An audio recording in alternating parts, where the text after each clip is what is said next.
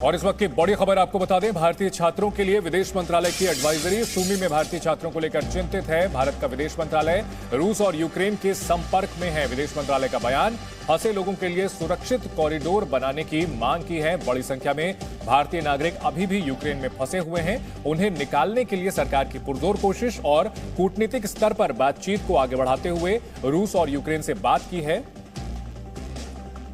इस बीच यूक्रेन के 2 शहरों में रूसी सेना ने आज हमले रोक दिए। रूस के रक्षा मंत्रालय ने वहां से नागरिकों को निकालने के लिए सीज फायर का ऐलान किया है। भारतीय समय के मुताबिक सीज फायर दोपहर 12:30 बजे से शुरू हुआ। रूस के रक्षा मंत्रालय ने इसकी पुष्टि की है। हमारे साथ कई खास मेहमान बने हुए हैं और हमने पहले यह बताया था किस तरह से रूस को आर्थिक मोर्चे पर घेरने की कोशिश की जा रही है। मेजर जनरल साहब, क्या रूस को आर्थिक मोर्चे पर जो घेरने की कोशिश की जा रही है, अभी मॉर्गन स्टैनले की ओर से यह भी बयान आया है कि रूस की इकोनॉमी में काफी बड़ा जो है वह कमी देखने को मिल सकती है, काफी गिरावट देखने को मिल सकती है। क्या इस आर्थिक प्रतिबंध से, इकोनॉमी में गिरावट से पुतिन पर दबाव बन सकेगा?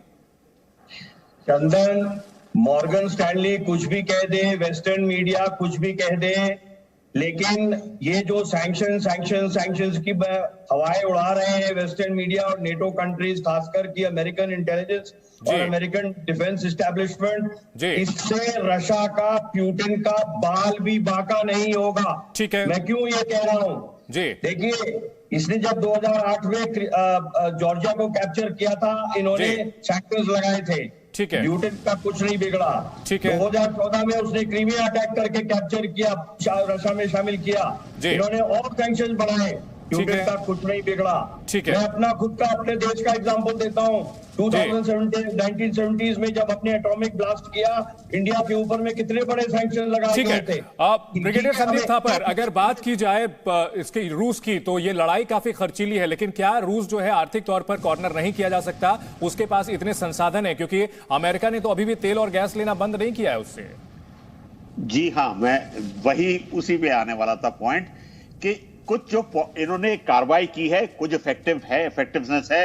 आप 5-7 ओलिगार्क क्या होते हैं? कुछ खास बिजनेसमैन जैसे हमारे अंबानी या अदानी हैं, ऐसे कुछ 4-5 लोगों को बैन करने से कुछ नहीं होगा। आपने गिनाई, जो सारी कंपनियां गिनाई जो इन्होंने बिजनेस निकाल लिया है, वो कंपनियां रशिया में अपने कमाने के लिए गई थी, रशियंस की वेलफेयर के लिए नहीं गई थी। तो अगर वो निकली है तो उनकी अपना नुकसान है। जो मेन चीज है रशिया जिससे सर्वाइव कर रहा है, वो है गैस और ऑयल।